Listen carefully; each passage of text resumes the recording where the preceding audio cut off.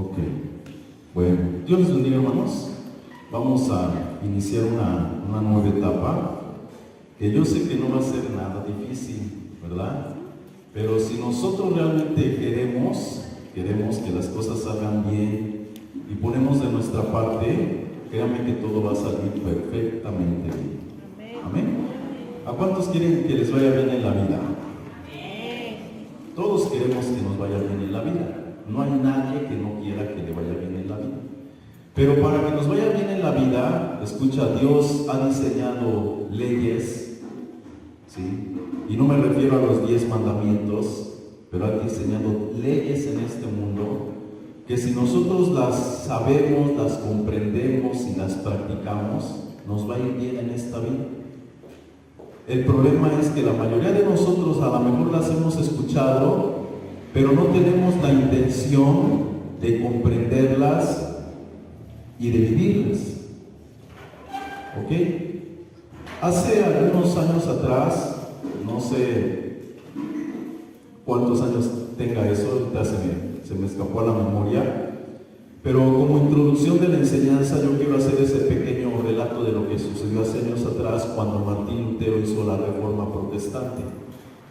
¿Cuántos saben de esa reforma? Ahora levante la mano, que sea muy poquitito, pero que sepan de esa reforma. Ok, gracias. Voy a leer un poquito de eso como introducción y ahí voy a entrar al tema. ¿Ok? Entonces escuchen lo que hizo Martín Lutero. Hace unos 500 años Martín Lutero inició una reforma al publicar 95 tesis dirigidas a la Iglesia Católica Romana, en la que él desacreditaba la doctrina del Papa, en este caso sobre las indulgencias. Esta publicación clavada por Lutero, de acuerdo a la tradición, fue en las puertas de la iglesia del Palacio de Gutenberg el 31 de octubre de 1517. Comenzando con ello un debate teológico que desembocaría en la reforma y en el nacimiento de varias denominaciones dentro del cristianismo. Entonces, Lutero fue un personaje que vamos a decirlo así, que estaba dentro del catolicismo, pero al empezar a leer la Biblia, al estudiarla, se empezó a dar cuenta que había cosas que se practicaban dentro de la iglesia que no tenían por qué ser practicadas. Escucha lo que estoy diciendo, no tenían por qué ser practicadas. Y luego menos en la forma en que eran practicadas. Y entonces él se atrevió a sus escritos clavarlos, ¿sí? Para que todo el mundo estuviera consciente y sabedor de lo que él no aprobaba que la Iglesia Católica hiciera o hacía. Y eso le costó la vida. ¿Sí me explico? Jesús también vino enseñando cosas que le costaron la vida. Y antes de Jesús, los profetas vinieron enseñando cosas que le costaron la vida. El apóstol Pablo también le fueron a enseñar a cosas, ahorita lo vamos a ver, que le costaron la vida. Y también a los apóstoles. Ahora, nosotros como iglesia, ¿qué cosas estamos practicando y hasta dónde realmente nos está costando la vida? A ver, ¿sí nos damos cuenta que no? Ese es un problema que nosotros tenemos, que cuando nosotros estudiamos la escritura bíblica o la historia bíblica, nos vamos a dar cuenta que todos los hombres que quisieron vivir conforme a la voluntad de Dios padecieron muchas cosas por vivir dentro de la voluntad de Dios. Y nosotros que decimos tener o estar dentro de la voluntad de Dios, la pregunta es ¿cuánto estamos padeciendo? Ahora, no se trata de padecer como ellos padecieron, porque hoy en día no podemos padecer de esa misma forma, aunque en algunos lugares todavía sí se padece.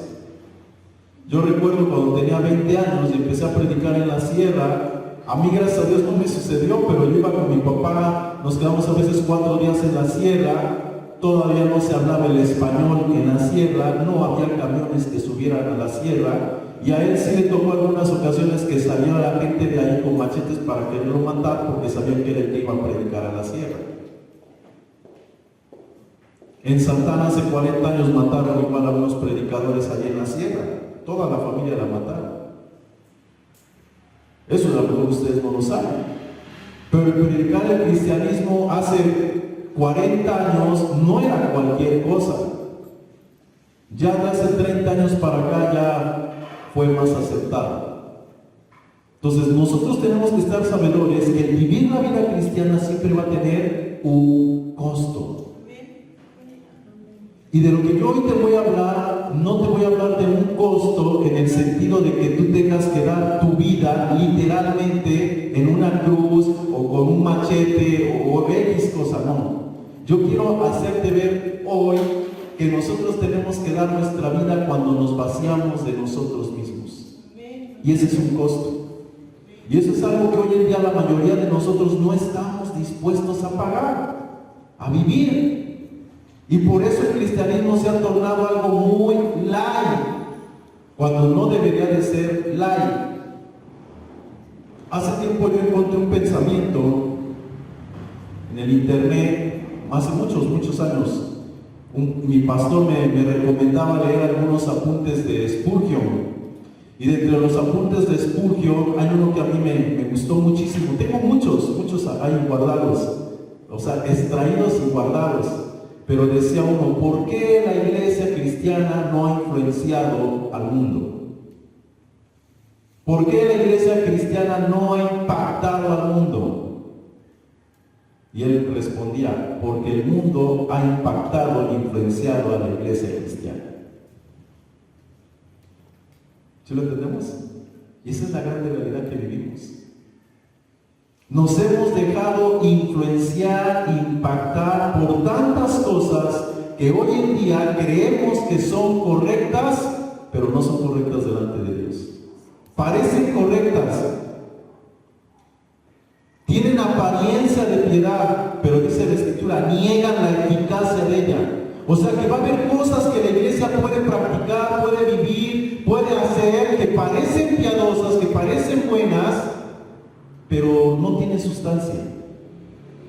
No producen, no generan lo que Dios realmente quiere que produzcan y generan en sus hijos, en las personas.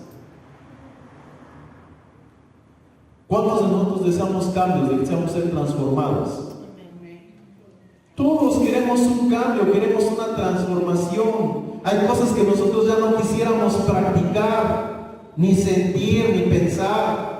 Pero ahí están, y nos preguntamos por qué teniendo tantos años, ¿por qué no hay ese cambio? ¿Por qué no hay esa transformación? Y te voy a decir la respuesta, porque no tienes la intención. Así de fácil. Porque tú y yo no tenemos la intención de que realmente ese cambio o esa transformación acontezca. ¿Y sabes por qué no tenemos la intención? Porque no hemos sabido cómo suceden las cosas en Dios. Entonces yo quiero hablar un poquito hoy, escuchar, de lo que es una reforma. Porque la iglesia cristiana necesita una reforma. Si la iglesia cristiana no sufre esa reforma, cuando el anticristo se empieza a manifestar, que ya se está manifestando, no en persona, pero sí su doctrina, sí su sistema, todos van a ser persuadidos, todos van a ser engañados. Y la Escritura lo dice, aún si fuera posible, los escogidos serían engañados. Y yo sé que tú y yo, o los que estamos aquí presentes, vamos a decir, no, yo no creo que a mí me engañe el anticristo. Yo no creo que a mí me engañe el mundo. Pues déjame decirte que desde el tiempo de Jesús, de los apóstoles, del apóstol Pablo, la Escritura dice que habían venido muchos anticristos y habían extraviado de la fe a muchos creyentes. Y eso se está moviendo en la iglesia, pero no nos hemos visto. No nos hemos dado cuenta. Hoy yo quiero poquito tocar para que nos vayamos dando cuenta de ese sistema, cómo está dentro de la iglesia y que se opone a Cristo. ¿Qué es anticristo? Algo que se opone a Cristo. Cuando hablamos de Cristo, ¿a qué hablamos? ¿O a qué nos referimos? ¿A Jesús, al hombre que murió? ¿Al que caminó? ¿O a la unción?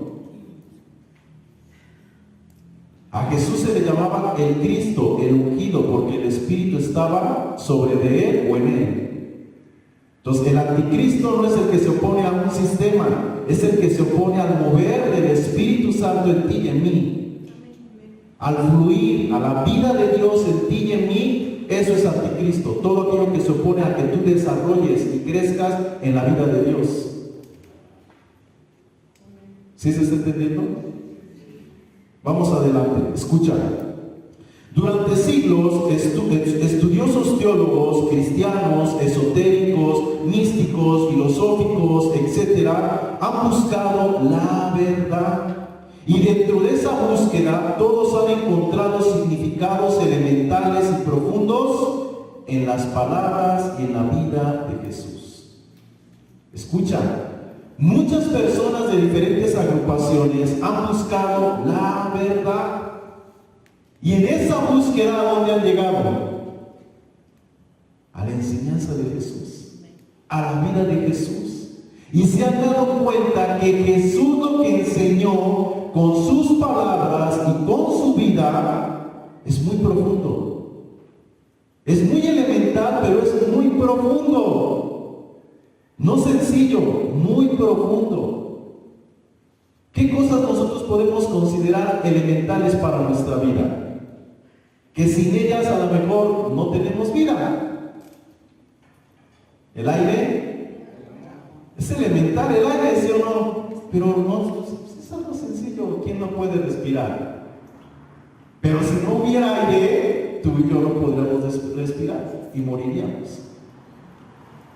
El amor, decían, es algo elemental, que si no nos amáramos o tuviéramos una pizca de amor, ya nos hubiéramos matado entre todos. La comida son cosas elementales, básicas, pero profundas, ¿cierto o no? El agua, el sol, el mar. ¿A dónde desemboca todo? Al mar. ¿Y qué hace el mar? Todo lo purifica para que volvamos otra vez a tomar de ahí agua. No literalmente del mar. Ya sabemos todo el proceso que se hace de nubes, de riego, de montañas y todo, ductos, etcétera, manantiales, y vuelve otra vez al mar. Y vuelve a ser purificado y ahí lo tenemos otra vez. Entonces son cosas muy elementales, muy básicas, pero muy profundas de comprender. Así Jesús enseñó muchas cosas muy sencillas, pero que hasta el día de hoy como iglesia no las hemos podido comprender. ¿Ok? Sigo, escucha. Las enseñanzas de Jesús contienen verdades espirituales y universales que el entendimiento y el ojo humano no comprende fácilmente, ni las puede ver, pues son espirituales. Jesús le dijo a Nicodemo, ¿es necesario nacer de nuevo? ¿Y lo entendió Nicodemo? No, y era un maestro de la ley, era un teólogo, era un estudioso y no entendía. ¿Cuántos hemos entendido lo que es nacer de nuevo? Todos podemos decir, amén. Y si yo te pregunto, ¿cuándo naciste de nuevo? ¿Quién me lo puede responder? Cuando se bautizó. Un momento a solas en su casa. Todos tenemos definido un momento. Cuando hice mi oración de fe, cuando me bauticé, cuando pasé al altar, a lo mejor me estaba yo bañando, estaba yo a solas y ahí yo entré en comunión con Dios. Eso es lo que tú crees. Porque ahí fue el momento donde tú sentiste. ¿Me explico?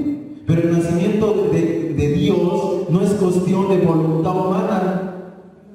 Ni tiene que ver con tus emociones, con tus pensamientos, con tu razonamiento, ni con una oración, ni con una declaración. Es un nacimiento espiritual. Y que la Escritura explica que es por el oír la palabra. oír no es de que ahorita te hablaron y ya aceptaste, no, ese oír es algo que viene de meses, de años, aconteciendo en tu vida hasta que naces. ¿Me explico? Te voy a poner un ejemplo. Te llegaron a tocar la puerta los testigos de Jehová, los mormones, y tú no querías nada y ni les abrían la puerta o se la cerrabas. ¿Sí o no? Tú no querías nada. Yo tengo mi religión, no me interesa nada de eso. Pero un día empezaste a aceptar que entraran ellos, o que tu tío, que tu primo, que tu amigo, que tu esposo, no sé quién, te hablara de la palabra de Dios. ¿Cierto o no? Y te invitaban a la iglesia y no querías venir. Y un día también decidiste venir. Y cantabas y alababas y empezaste a entender y a comprender la palabra, la escritura, y dices, ay, qué bonito, ay, no sé, creo que aquí sí está Dios, creo que no está allá, ay, como que siento cosas. Y decidiste a lo mejor un día bautizarte, decidiste a lo mejor, ya voy a dejar de ser católico y ahora quiero ser cristiano. Y dices, no, creo que ahora sí ya nací de nuevo. ¿Sí me explico? Así es el proceso de nosotros, y entonces nosotros determinamos un momento en qué momento nacimos. Pero la realidad es que Dios estaba produciendo en ti el querer como el hacer para que tú nacieras. O sea, hubo una gestación previa para llegar a un alumbramiento, pero tú a lo mejor consideras el alumbramiento como el nuevo nacimiento, y toda la gestación tú ni por acá te diste cuenta. Yo sé que a lo mejor estoy hablando rápido, a lo mejor algunos sí me están captando bien y a lo mejor otros no me están captando bien. Pero el nacer de nuevo no es algo de la noche a la mañana, no es en un evento, no es en un culto. Es un proceso de desarrollo espiritual que viene por el oír la palabra. Amén. Sigo. Las enseñanzas de Jesús son verdades profundas, basadas en principios universales que revelan el camino no solo a la iluminación divina, sino a la transformación interior. ¿A dónde nos llevan las enseñanzas de Jesús? ¿Nada más a que nos alumbren el entendimiento y nos llenen de conocimiento, o a una transformación? A una transformación. Si tú realmente estás entendiendo la enseñanza de Jesús de manera profunda, como Él quería que le entendieras, eso, escucha, sin que tú quieras, va a producir una transformación. ¿Por qué? Porque el entendimiento, escucha, tiene que ver con el espíritu, no tiene que ver con el razonamiento, tiene que ver con el espíritu. Y Jesús dijo, las palabras que yo les he hablado son espíritu y son vida. Entonces, cuando su palabra entra en el espíritu, porque ese espíritu, se produce una sinergia, una resonancia que produce vida. Y tú no vas a poder ser la misma persona, porque su vida te fue impartida. ¿Cómo vas a seguir siendo la misma persona si tú recibiste algo celestial, algo divino? ¿Cómo? No se puede. ¿Por qué el perro es perro? Porque es perro. Esa es su naturaleza. ¿Por qué el tigre mata y come? O mata para comer. Porque esa es su naturaleza. Obliga a un tigre a no matar. Obliga a un tigre a no comer carne, algo vegetariano. No se puede. Su naturaleza le dicta hacer eso. Es instintivo. ¿Sí me explico? Cuando tú y yo nacemos, ¿cómo deberíamos de ser? ¿Creemos que nuestra naturaleza fue cambiada o es la misma? Hermanos, cambiada. Entonces tus inclinaciones, tus impulsos son cambiados, son diferentes. Ciertamente la Biblia dice que hay un hábito. El hombre viejo está habituado, la mente está habituada a deseos engañosos. Hay un viciamiento, pero tu naturaleza no es la misma. Pero ¿cómo puede ser que si yo ya nací de nuevo, malos y no tengo ningún impulso bueno? ¿Cómo puede ser que los impulsos malos le sigan ganando a los buenos si mi naturaleza fue cambiada? No escuchamos, no atendemos, no somos intencionales. Pero ahí está. ¿Ok? Sigo. Escucha. Entonces, esa naturaleza transforma, y esa enseñanza, ¿sí?, transforma nuestro interior. Por ello, muchos de los significados de esto, escucha, han sido ocultados deliberadamente. Y aún y aunque están mostrados en la escritura bíblica, han sido excluidos en la práctica. Por ello necesitamos una reforma a fin de mejorar lo que ya está establecido.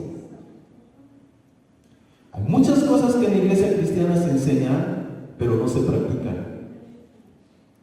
Un pequeño ejemplo. Tenemos que orar, ¿sí o no? ¿Y cuántos oramos?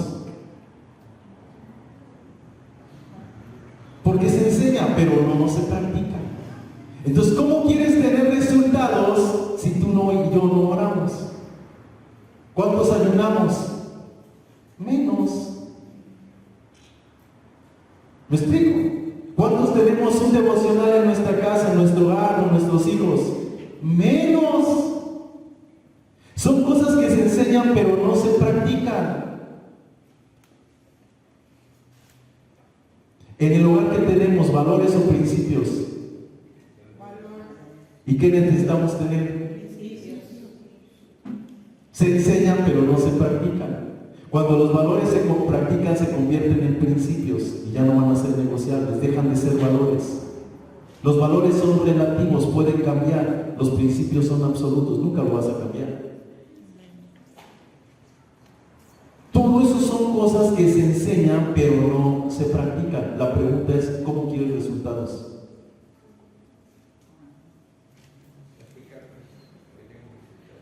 ¿Cómo vamos a tener resultados si no los estamos practicando? Y aquí estamos cada 8 días cantando, alabando, sintiendo bonito y yéndonos que estuvo padre, que estuvo bonito, y regresamos a lo mismo. Y pensamos que así día a día, un día algo va a suceder y Dios va a cambiar, Dios me va a transformar, me van a salir alitas y me voy a ir al cielo con Él. Esa no es la vida cristiana. Así no es la vida cristiana, así nos han enseñado, así lo tenemos estructurado y así estamos contentos. ¿Sí o no?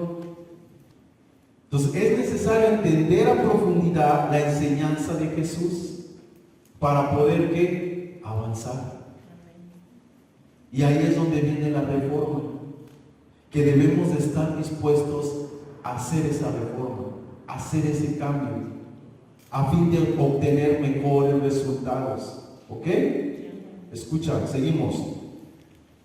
¿Qué es una reforma? Una reforma es mejorar o enmendar lo que está equivocado, o es insatisfactorio, o que está afectado por la corrupción y por las malas prácticas. Tú y yo tenemos que identificar como iglesia cristiana, como religión, vamos a decirlo así, qué cosas han sido afectadas por la corrupción dentro de nosotros. Y a lo mejor tú puedes decir, pues nada, pastor, todo lo que hacemos, todo está bien. ¿Sí? En Martín Lutero eran las indulgencias, que se cobraba por una misa, que se cobraba por una hora, de todo se cobraba. Pero vamos a olvidarnos de Martín Lutero. Vamos a entrar a la iglesia cristiana. ¿Qué cosas la iglesia cristiana tiene que reformar? Martín Lutero se atrevió a poner 95 tesis. ¿Qué pastor se atrevería a poner ahí sus tesis y decir, en esto estamos mal y aquí está mi argumento?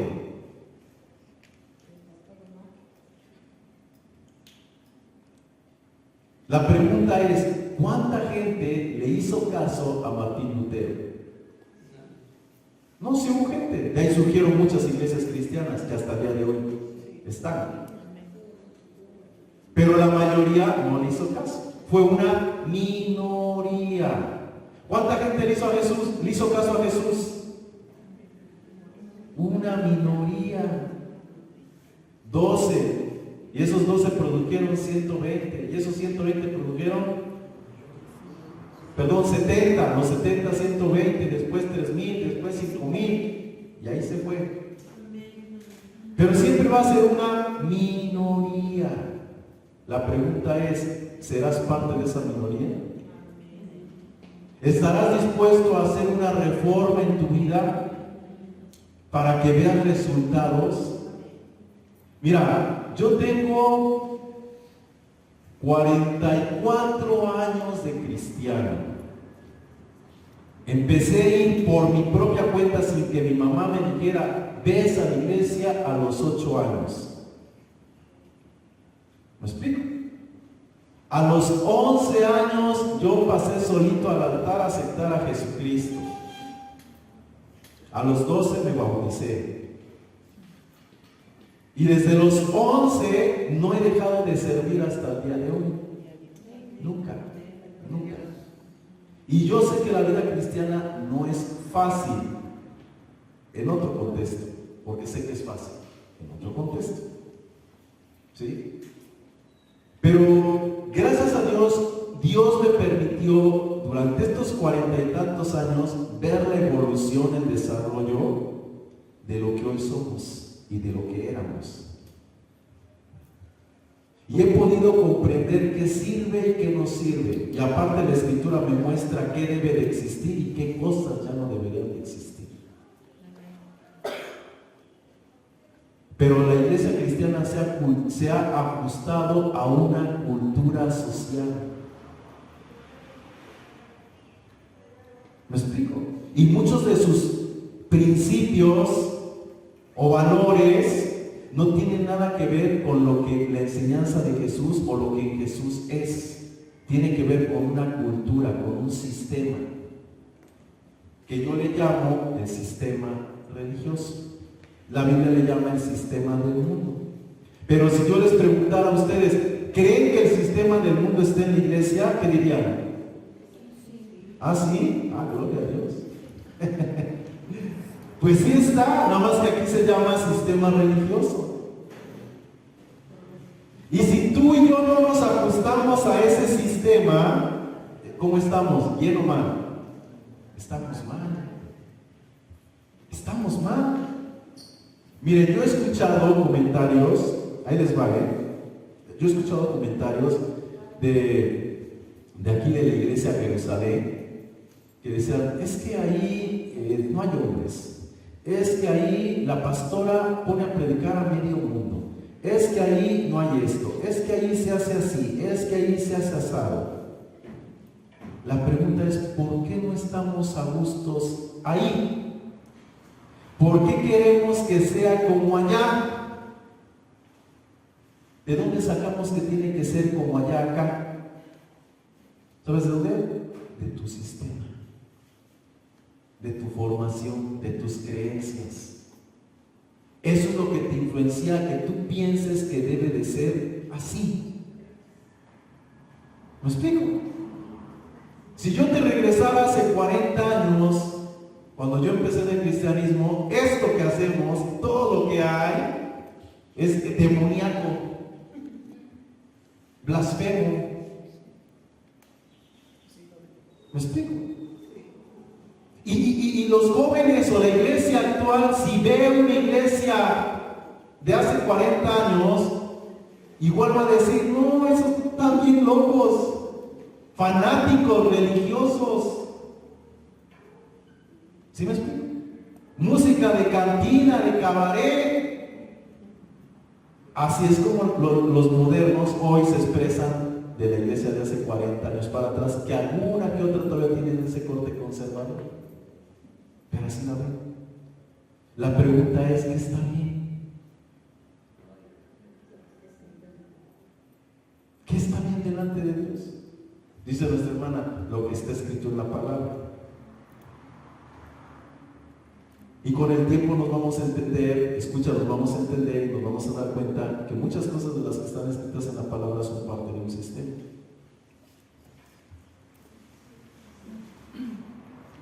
Voy a poner un ejemplo que apenas le daba yo a la iglesia. Aquí en México está aprobado tener 2 o 3 mujeres. ¿No? Sí. No, fuera de la iglesia, legalmente. No. Ahora, dentro de la iglesia, ¿cómo se ve? ¿Bueno o malo? Malo. Ok. Pero nos vamos al oriente. ¿Allá está aprobado tener 2, 3 mujeres? Sí. La pregunta es, ¿Dios cómo lo ve? ¿Bueno o malo? No me contesten, piénsenlo. Allá no es malo, acá es malo. ¿Para Dios es bueno o es malo? Decía nuestra hermana, es que lo que diga la Escritura, pues la Escritura no veo ninguna censura porque uno de los hombres de Dios haya tenido 2, 3, 4, 300 o 1000 mujeres. No hay ninguna censura. ¿Por qué Dios nunca censura eso? ¿No era malo? ¿No era malo? Entonces, Dios, dice nuestra hermana, depende de la cultura. Entonces, Dios se ajusta a la cultura. Si nuestra cultura nos dice que esto ya no es malo, ahora todos, ¿cómo lo vamos a ver? Ya no es malo. Ahora todos podemos decir, ¿qué va a hacer Dios? Pues ya no es malo. Yo no te lo cuento mal. Ese es el problema de la iglesia cristiana, que está llena de un sistema de normas, de reglas, de estatutos, de disque principios, y no se dan cuenta y juzgan y ven y cuadran y estructuran todo en base a una cultura y un sistema, pero no en base a principios de Dios. ¿Sale? Entonces, si nosotros juzgamos por la cultura, que es, o la Biblia, cultura hebrea, yo ahorita yo podría tener 2, 3 mujeres y nadie me puede decir que no, porque bíblicamente nadie me lo puede censurar. ¿Sí me explico? Ahora, ¿cómo lo disertamos? Si está bien o está mal delante de Dios. ¿Cómo lo disertamos? ¿O nos ajustamos a lo que dice la Escritura? Yo sé que ahorita yo estoy causando un choque bien fuerte en tu mente, hermano. De verdad yo lo sé. Pero todo tiene un propósito. Dice la Biblia o la Escritura, teniendo ojos no ven, teniendo oídos no oyen, porque tenemos el entendimiento entenebrecido. Estamos ajenos de la vida de Dios. Hemos cuadrado la vida de Dios solamente por lo que está escrito, ignorando que la misma Escritura dice, ay de aquel que le ponga o le quita. Y tú crees hasta el día de hoy que a esto nadie le puso y nadie le quitó. ¿Tú así lo crees? ¿Me explico? Pero esa es una mentira. Esa es una mentira. Sí. Nada más te voy a poner un ejemplo. La Biblia que la mayoría todos manejamos y de donde parten muchas Biblias, Casillero de Reina Valera, 1960, la que todos más aprobamos y aceptamos como más clara y más fidedigna. Vean todos los que tengan Biblia Reina Valera, busquen y van a encontrar un montonal de partes donde están entre paréntesis. ¿Las han visto? ¿Sí o no? ¿Cuántos saben que eso es una añadidura? Que en el original no existe. Y todas las Biblias la tienen. Y todos lo que dice ahí lo ven como verdadero. Y es una traducción, un apunte de Casillero de Valera para que tú puedas entender lo que dice el versículo. Y hasta de ahí hemos sacado enseñanzas y doctrinas. La Reina Valera tiene más de 600 textos aumentados. ¿Me explico? Y yo a lo mejor diría, pastor, pero entonces, ¿qué podemos creer? Entonces, ¿qué vamos a enseñar? Pues ve a Jesús. Ve a Jesús. Ve a la enseñanza de Jesús. Ve a la vida de Jesús. Desgraciadamente, aún en la enseñanza de Jesús, no en la vida de Jesús, aún en la enseñanza de Jesús hay alteraciones. Pero cuando tú cuadras la enseñanza de Jesús a la vida de Jesús, ahí ya no vas a ver las alteraciones. Pero ¿cuántos tenemos la Biblia todos los días? ¿Cuántos tenemos comunión con ella todos los días? Para que el Espíritu nos muestre, nos revele todos los días. Mira, yo recuerdo cuando era chamaco, me la pasaba jugando en las maquinitas. Y antes no era nada más de jugar, de distraerse. Antes era un vicio de acabarte el juego. No se trataba de jugar, se trataba de acabarte el juego. Y yo todos los juegos que jugué, todos me los acabé. Pero ¿sabes qué pasaba? No sé si sea mi mente, pero en la noche yo soñaba lo que iba yo haciendo, llegaba yo a ese punto donde me mataban y disertaba yo cómo hacer, cómo pasarlo, y llegaba yo al otro día, me acordaba del sueño, lo hacía, o sea, la mente te cuadraba lo que tenías que hacer para poder pasar, la mente diserta. ¿Me explico? Si tú y yo tuviéramos intimidad con la Escritura, el Espíritu, si la mente tiene esa capacidad, imagínate el Espíritu. ¿Cuánta información tienes en tu mente? El Espíritu la cuadraría, la trazaría y te la revelaría. Ahí está, mira, para que lo entiendas bien. Pero pues no nos metemos con la palabra. ¿Cómo el Espíritu nos va a revelar? ¿Cómo va a estructurar, enseñar, a inspirar? ¿Ok? Sigo. Escucha. Vamos a Hebreos capítulo 9, verso 6.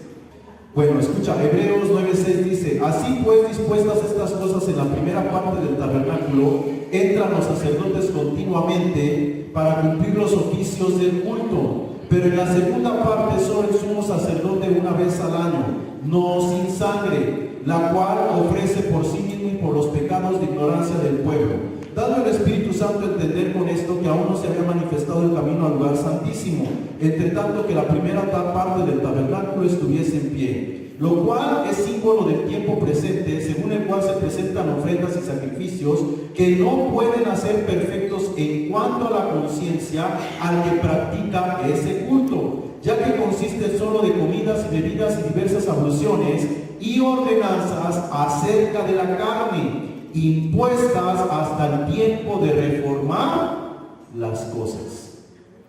El apóstol Pablo aquí en este pedacito nos empieza a relatar, aunque todo Hebreos tiene que ver con eso, el apóstol Pablo enseña a los hebreos de todo lo que era el tabernáculo, todo lo que se hacía en el tabernáculo, que el sacerdote tenía que ofrecer sacrificios por sí mismo, luego por los pecados del pueblo, que solamente una vez al año podía entrar al lugar santísimo, antes no podía entrar.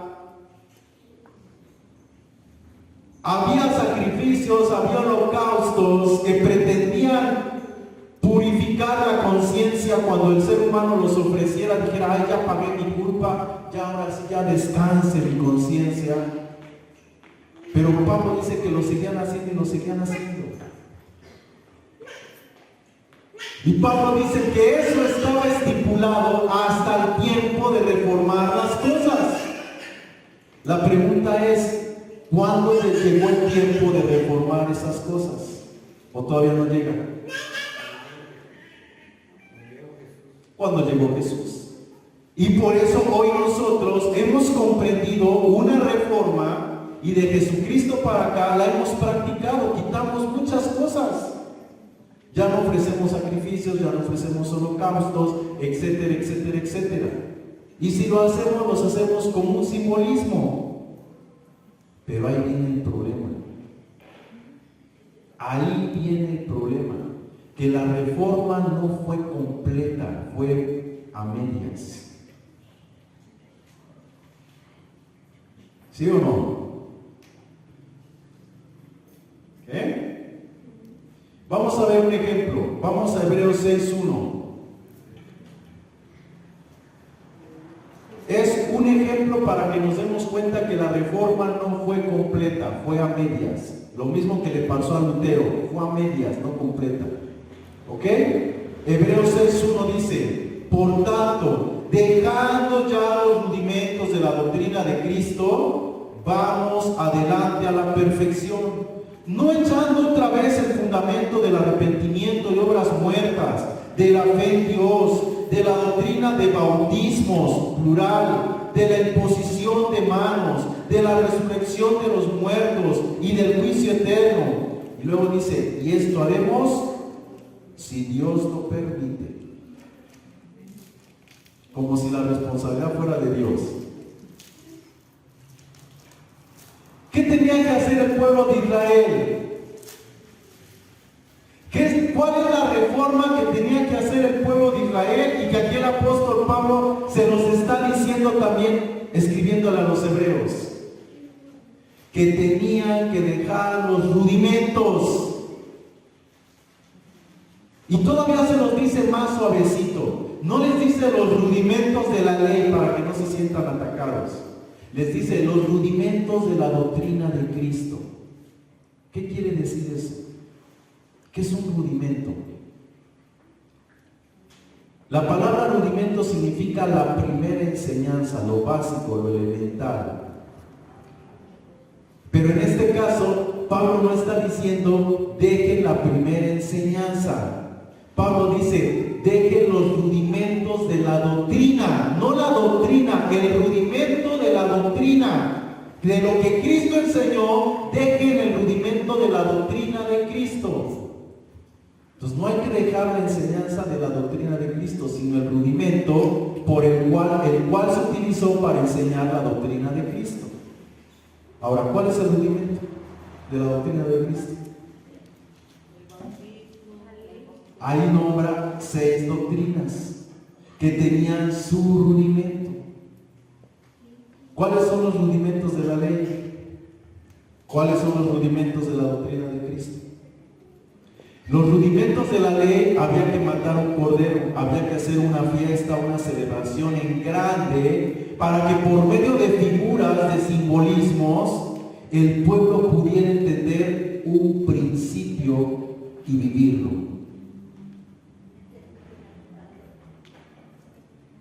¿Cuántos creen en la cigüeña? O sea, tienes que entender algo, ¿me explico? Un simbolismo para entender un principio, aunque lo de la cigüeña no tiene ningún principio. Pero es un simbolismo para hacerle creer a los niños que los hijos vienen de otro lado, ¿verdad? De París, del cielo. ¿Sí me explico? Y así la iglesia cristiana está llena de rudimentos igual que los hebreos, que no quitaron y que no queremos quitar, porque sin ellos nos sentimos como incompletos. Pero cuando estábamos en la católica y vinieron los cristianos y nos predicaron, el cristiano se enojaba de que nosotros como católicos no pudiéramos quitar nuestras imágenes o nuestros santos o nuestros ídolos, ¿verdad? Y algunos nos obligaron a que quitáramos la imagen, el santo, el ídolo. Es que adora a Dios en espíritu y en verdad, o sea, aprende a adorarlo así, tú no necesitas de eso. Pero al católico le costó trabajo quitarse eso de su cabeza. ¿O tú crees que le fue fácil? ¿Verdad que no? Los que pasaron por ese proceso saben que no fue fácil. Es un choque tremendo, brutal en tu mente, en tus emociones, en tu ser. Entonces, ahora que viene el apóstol Pablo y le dice a los hebreos ya cristianizados, dejen la doctrina. ¿Tú crees que le era fácil a un hebreo dejar el rudimento de su doctrina? Y ahora en este tiempo, Dios nos dice, deja esto, y tú crees que eso no se debe de dejar. Porque eso pues, está enseñado en la Biblia, sí, en la Biblia, pero lo enseñó Jesús. ¿Lo enseñó Jesús? Nada más tomando un poquito de lo que está acá. ¿Por qué nos bautizamos? Y no estoy en contra del bautismo. Pero ¿por qué nos bautizamos? No, ¿por qué nos bautizamos? No para qué. ¿Por qué nos bautizamos? No, ese es el para qué. ¿Por qué nos bautizamos? Porque Jesús lo ordenó. Y de hacer discípulos a todas las naciones, bautizándoles en el nombre del Padre, del Hijo y del Espíritu Santo. Y como Jesús lo ordenó y como Él lo hizo, hay que hacerlo. Tú no eres nadie para decir que no se haga algo que Jesús dijo que se hiciera. ¿Cierto o no? La pregunta es, ¿por qué Jesús no bautizaba?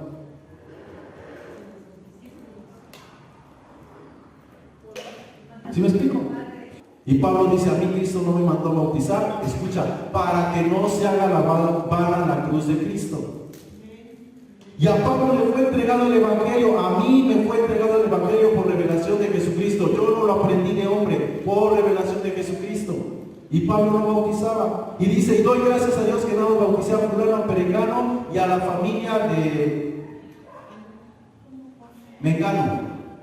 Y si algún otro no lo sé, y luego dice, porque a mí Cristo no me mandó a bautizar. Pero todas las iglesias cristianas bautizan. ¿Por qué? Si Cristo en revelación dijo, se acabó. ¿Me explico? ¿Cuántos entendemos esa reforma? ¿Cuántos estamos dispuestos a vivir en esa reforma? Nos cuesta. Nos cuesta. Decimos ser gente cristiana espiritual, pero no es cierto. Estamos apegados a un sistema cultural religioso, pero no espiritual. Te pongo otro ejemplo, y me estoy adelantando mucho por el tiempo. Vamos a Hechos 21. El apóstol Pablo, cuando empezó a comprender la revelación que le fue dada por el Espíritu a él, empezó a hacer cambios en su enseñanza, en su predicación, y la gente no creía en él. Escucha, no creían en él, porque lo que decía era completamente contranatural al sistema religioso de ese tiempo. Te lo voy a demostrar. Hechos 21:21. A ver quién lo lee, por favor. Pero se les ha informado en cuanto a ti, enseñas a todos los judíos que están entre los gentiles a apostatar de Moisés, diciéndoles que no se circunden a sus hijos, ni observen las costumbres. ¿Qué enseñaba Pablo? Que nadie ya se circuncidara, que eso ya no se le enseñaran a sus hijos. ¿Y cómo lo tenían? Como un apóstata. Un apóstata de Moisés, o sea, un apóstata de la ley. ¿Tú crees que para Pablo fue fácil pararse y decirle a su pueblo, ya no se circuncide, eso no sirve, eso no vale? ¿Sí saben que Pablo fue un fariseo de fariseos? O sea, Pablo tenía la capacidad de circuncidar, no fue cualquier hombre. ¿Y qué era la circuncisión? La señal de un pacto dada por Dios a su pueblo. O sea, la marca de que eras pueblo. Sin esa marca tú no eras parte de un pueblo, tú eras un perro. ¿Me explico? Así lo expresa la Biblia, éramos perros, gentiles, abominables. No habría parte de ser de su pueblo, de heredad, de la ley, no había nada de eso. Ese pacto Dios, ¿a quién se lo dio? A Abraham. Y de Abraham pasó a Isaac y a Jacob y llegó a Moisés, y todavía Jesús lo circuncidaron al 8º día. De no ser así, no era parte del pacto. Y llega Pablo, bien lindo, y les dice, ¿saben qué? A mí Cristo me enseñó que eso no sirve. Pues por eso lo querían crucificar. Hoy la iglesia cristiana lo entiende y pues no practica la circuncisión. Algunos todavía no lo entienden y la siguen practicando. Pero ya sabemos que para nosotros no es un rito que nos hace ser parte del pueblo de Dios. ¿Cierto o no? ¿Sí me explico? Pero ahí les va otra. ¿Cuántos seguimos pensando que aquellos judíos que están en Israel son el pueblo de Dios? A ver, levanten la mano. ¿Sí me explico? Muchos de nosotros como cristianos seguimos pensando que ellos son el pueblo escogido de Dios. Y la Biblia enseña que no son. Y todavía nosotros oramos por ellos, que Dios los bendiga, porque en su paz nosotros tendremos paz. Y el que los maldiga será maldito, y el que los bendiga será bendito. Y así lo manejamos, así lo escrituramos. Pero la Biblia no dice eso. Y el que tú entiendas esa reforma que está aquí en la escritura, pesa. Porque la mayoría no estamos comprometidos a un cambio, a que realmente Cristo se manifieste, su vida se manifieste. Seguimos un sistema que nos ajusta, que nos acomoda. Aunque pretendemos estar en la verdad, no estamos en la verdad, estamos en un sistema. ¿Sí o no? Voy a leer otro ejemplo basado en lo que acabo de decir. Romanos capítulo 2, verso 17. Romanos 2:17 dice: He aquí, tú tienes nombre de judío y te apoyas en la ley y te glorías en Dios y conoces su voluntad, eres instruido por la ley, apruebas lo mejor, confías en que eres guía de ciegos, luz de los que están en tinieblas, instructor de los indoctos, maestro de niños, que tienes en la ley la forma de la ciencia y de la verdad. Tú pues, que enseñas a otro, ¿no te enseñas a ti mismo? Tú que predicas que no se ha de hurtar, hurtas. Tú que dices que no se ha de adulterar, adulteras. Tú que abominas de los ídolos, cometes sacrilegio. Tú que te jactas de la ley, con infracción de la ley deshonras a Dios. Porque como está escrito, el nombre de Dios es blasfemado entre los entre los gentiles, por causa de vosotros.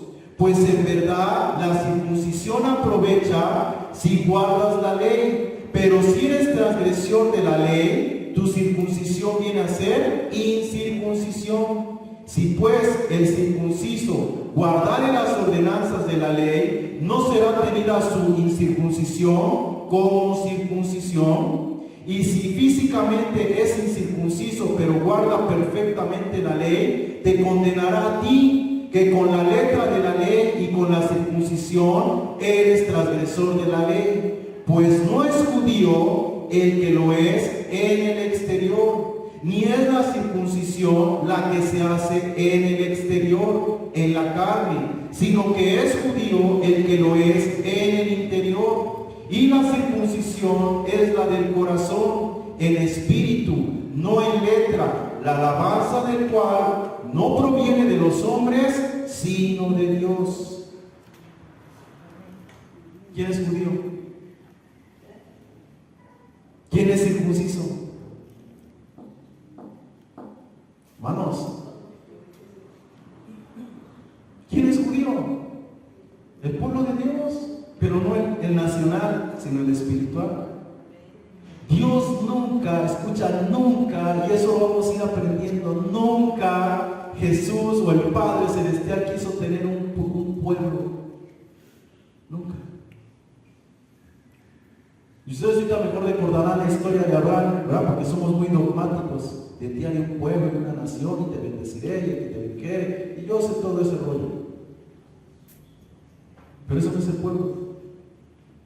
Hay otro pasaje donde el apóstol Pablo le fue revelado que no era así, y dice: previendo Dios que había de justificar por la fe a los gentiles, dio la buena nueva a Abraham: en ti serán benditas las naciones de la tierra. Pero no literalmente, no en tu genética, no en tu sangre, no en tu biología. ¿Me explico?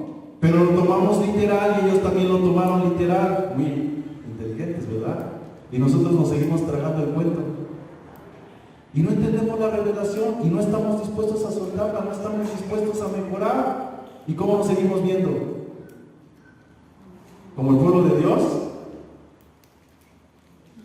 ¿O son el pueblo de Dios y pues nosotros pues por la fe pues fuimos injertados, pero pues se morimos con ellos?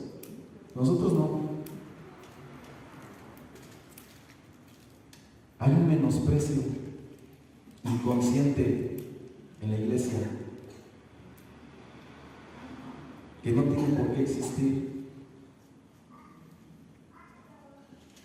Poco a poco yo voy a ir cambiando mi lenguaje. Ahorita todavía estoy usando un lenguaje más religioso que científico, pero yo uso un lenguaje más científico para que sea más clara la enseñanza. Pero como sé que no están acostumbrados a ese lenguaje, no lo utilizo tanto. Pero cuando tú piensas, voy a empezar, en disonancia a lo que Dios quiere que tú piensas, tu frecuencia espiritual baja. Y si tú no te ves pueblo y los ves a ellos como pueblos, tú no estás conectado a la frecuencia de Dios, al Espíritu de Dios. Sus palabras son espíritu y tienen una frecuencia. Tú te ves poca cosa, no te ves como Él te ve. Tú vives en tu realidad, pero Él está en otra realidad. ¿Sale? Y eso nos influencia a que no haya un cambio, una transformación. Nos seguimos viendo menos. ¿Ok? Menos. ¿Seguimos? Escucha, el apóstol Pablo se sentía un abortivo, es decir, un nacido fuera de tiempo. ¿Por qué Pablo se sentía un abortivo, un nacido fuera de tiempo? Porque dice, a mí Cristo se me reveló como hasta lo último. A ustedes primero, ustedes vivieron, convivieron, pero yo no, a mí hasta lo último. Pero entiendan, un abortivo no es alguien que nace hasta lo último. ¿O sí? Entonces Pablo no se estaba refiriendo a eso. ¿Por qué Pablo dijo soy un abortivo? Porque se sentía un nacido fuera de tiempo. Alguien que todo lo que el Padre Celestial le reveló, la gente no lo entendía, no lo comprendía. Y por más que se esforzaba y se esforzaba en explicárselos, lo tenían loco. Las muchas letras te han vuelto loco, Pablo. Ya en iras. Pedro todavía medio entendió algo y dijo, bueno, nuestro amado apóstol Pablo, que dice cosas que son difíciles de entender. Ya lo mejoró Pedro un poquito. Pero cuántas cosas se nos tienen que enseñar y las tenemos que entender, pero son difíciles de entender, hermanos. Y yo espero que tú poco a poco, escucha, poco a poco vayas entendiendo y discerniendo todo esto que yo voy a empezar a transmitir a la iglesia. Yo llevo años transmitiendo de estas cosas y es muy difícil, pero no es imposible. Dios siempre, vamos a decir así, Dios siempre se guarda un remanente, ¿verdad? De aquellos que tienen oídos para oír. Porque no todos tenemos oídos para oír, ¿o sí? ¿Verdad que no? Jesús mismo decía, el que tenga oídos para oír, oiga. Así es que no es para todos, es para los que tienen oídos para oír. Pablo le preguntaron, oye Pablo, ¿por qué a nosotros sí nos aprovechó la palabra y a estos no les aprovechó? Porque estos la escucharon con fe. Estos no vinieron a calentar la vaca, estos traían fe, tenían hambre. Y al que oye, se le añadirá lo que oye y tendrá más. Y al que no oye, lo que tiene le será quitado.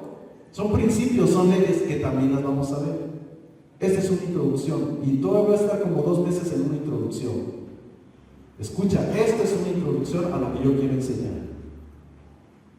O sea, no es el platillo fuerte todavía, aunque a lo mejor te está cayendo fuerte. ¿Ok? ¿Seguimos? 1 Corintios 15:8 dice, y al último de todos, como un abortivo, se me apareció a mí. Seguimos. Escucha, la revelación de la reforma le fue dada al apóstol Pablo y con ella le fue revelado la operación del ministerio de la ley, de la fe, de la gracia, de la justificación, del tabernáculo, del cuerpo de Cristo, del nuevo pacto, de quién realmente es hijo de Dios y quién no es hijo de Dios. Y todo esto debería de traer una reforma en ese tiempo, pero la mayoría no creyó. Y hasta el día de hoy la mayoría no cree. Vamos a ver un ejemplo, Romanos 9:1.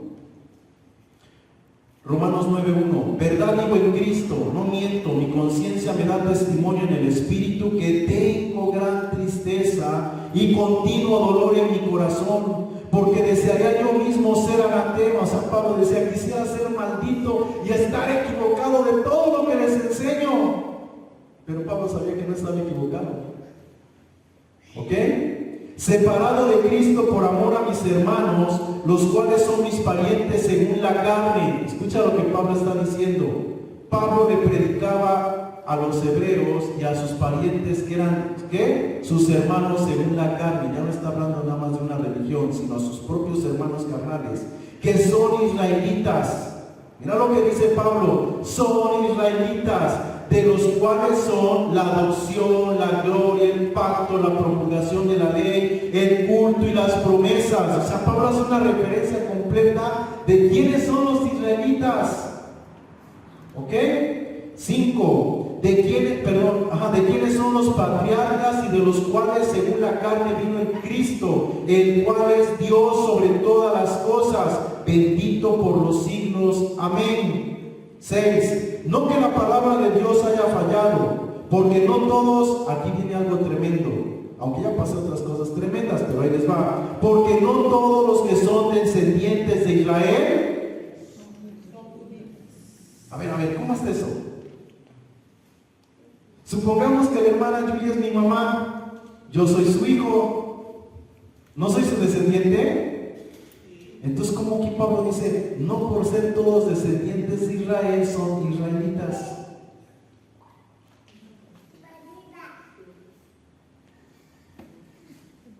Vamos adelante, se pone mejor. 7. Ni por ser descendientes de Abraham, todos son hijos. Grábense, descendiente, hijo. ¿Cuál es la diferencia? Hermanos, eso haya estado más de 2000 años escrito, ¿y tú lo has entendido? No.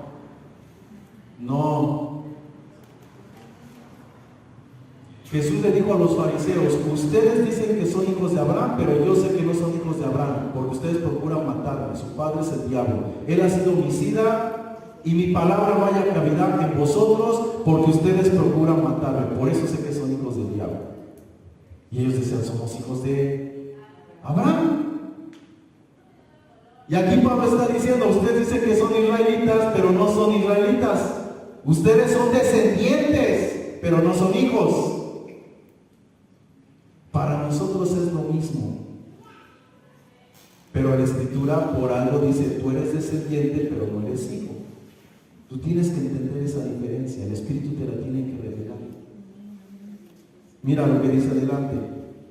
6. No que la palabra de Dios haya fallado, porque no todos los que son descendientes de Israel son israelitas, ni por ser descendientes de Abraham son todos hijos, sino que en Isaac no está hablando literalmente simbólico, sino que en Isaac te será llamada descendencia. Esto es, ahí viene la interpretación, nos ayuda a poderlo entender. Esto es, no los que son hijos según la carne son los hijos de Dios, sino los que son según la promesa son contados como descendientes. ¿Quiénes son hijos de Dios? Los que están en la promesa, los que están en el pacto. O sea que aunque tú hayas nacido en Jerusalén y así seas hijo de Abraham literalmente, tú no eres un hijo. Eres hijo si estás en la promesa. ¿Por qué Ismael no fue hijo de Abraham? A ver. Porque no era hijo de la promesa. Pero, a ver, ¿cómo es eso que no era hijo de la promesa? ¿En qué se vas a decir que Abraham, que Ismael no era hijo de la promesa? ¿Se los diserto? Porque ustedes piensan que como nació de Agar y no de Sara, no era el hijo de la promesa, ¿sí o no? Por eso, pero no tiene que ver con que si era de Agar o era de Sara. Ese es el problema, no sabemos interpretar. Hay una parte de la Escritura donde poco se nos habla de Agar y de su hijo. Ajá. Porque Dios le dijo. Sí, y la mandó y la sustentó y la hizo una nación igual. ¿Me explico? Entonces no tiene que ver con quién es hijo de promesa, porque si era de Abraham y de Sara, ese es de promesa. No, tiene que ver con que Isaac engendró la fe de Abraham. Jacob engendró la fe de Abraham. Eso fue lo que los hizo ser hijos. Si no hubieran adoptado la fe de Abraham, eran descendencia de Abraham, pero no eran hijos. Y los judíos o los fariseos decían, nosotros somos hijos de Abraham. No, Jesús dice, ustedes son descendientes, pero no son hijos. Si fueran hijos me amarían, si fueran hijos mi palabra tendría cabida en ustedes. Pero yo sé que solamente son descendientes de Abraham. ¿Y tú y yo qué somos? ¿Ya lo estás entendiendo? Pero vanamente nos sentimos que no somos hijos más que por la fe, cuando el verdadero hijo es de fe. El verdadero hijo es de fe, la verdadera descendencia espiritual es de fe. Pero nos tiene que ser revelado para que lo podamos vivir, para que te sientas hijo, realmente hijo. ¿Ok? Sigo. Así que, hermanos, la intención y la responsabilidad está en cada uno de nosotros a fin de ajustarnos al diseño del Padre Celestial. O seguiremos religiosamente en un sistema que no genera vida y transformación en la mayoría de cada uno de nosotros como personas. ¿Qué queremos decidir? ¿Seguir en un sistema o ser espirituales? Si queremos ser espirituales, tenemos que entrar en una reforma. Y una reforma genera cambios. Es quitar lo que no sirve y poner lo que sirve, a fin de mejorar. ¿Qué pasa si en una máquina ya hay engranes desgastados? ¿Qué hay que hacer? Quitarlos y poner unos mejores, ¿no? O hacerlos más grandes o más pequeños a fin de que la máquina sea más productiva. Es mejorar. Una reforma tiene que traer una mejora. De lo contrario no sirve la reforma. Y la iglesia cristiana ha estado estancada porque no quisieron hacer una reforma completa. ¿O sí? ¿La tenemos completa? No la tenemos completa. Hay muchas cosas que hay que cambiar, pero primero hay que entenderlas.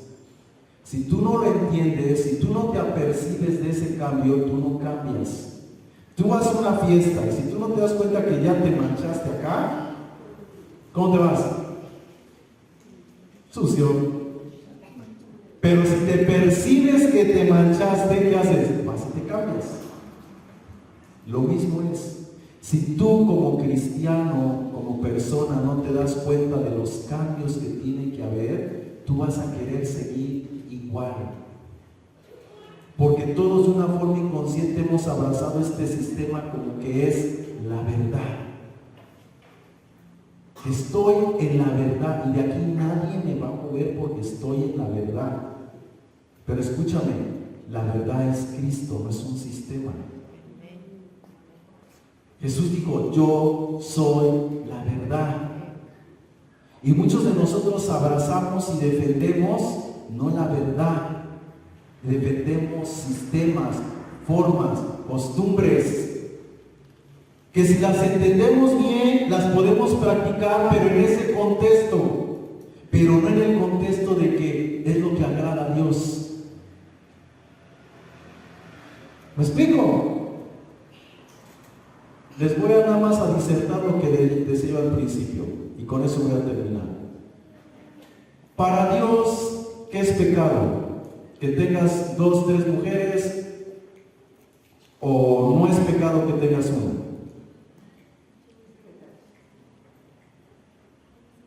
En la Biblia no está censurado.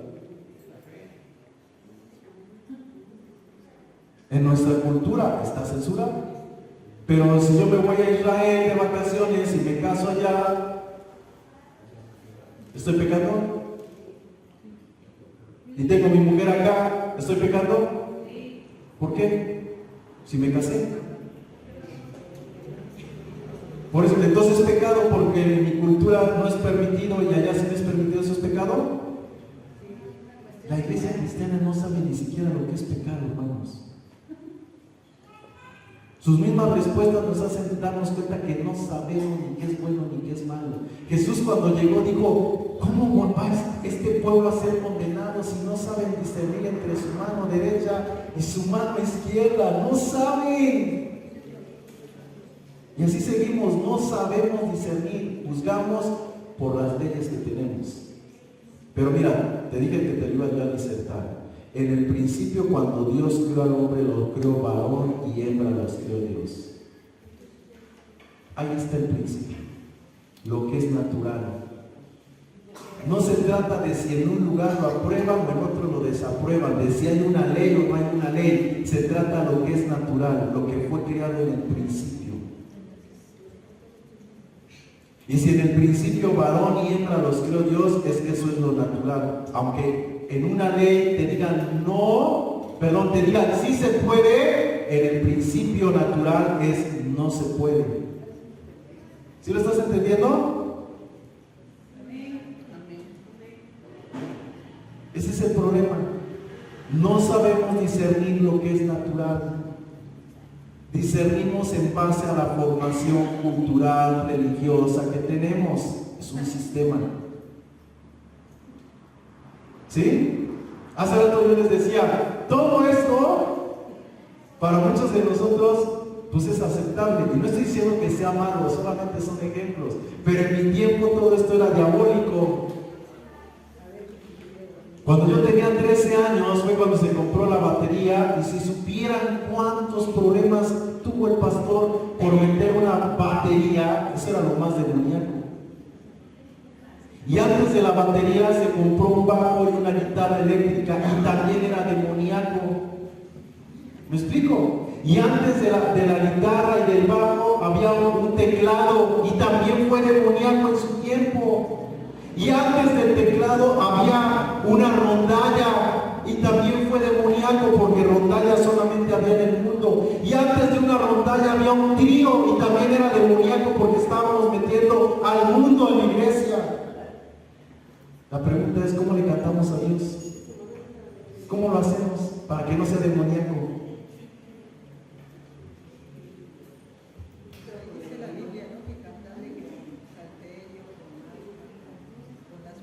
Pero en otros lados no lo hacen porque eso es demoníaco.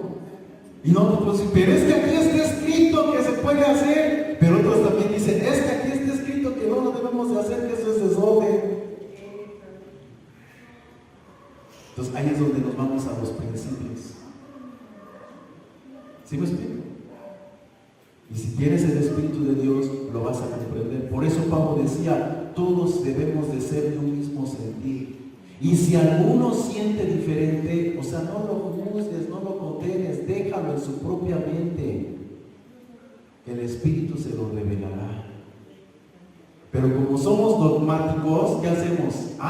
Tú quieres convencer a fulano, a sutano y a perengano de que haga las cosas como tú crees que deben de ser. Pero no es como tú crees, es como Él dice. Y yo sé que la mayoría vamos a decir, pues lo dice en su palabra. Y eso vamos a ir aprendiendo si realmente lo dice en su palabra.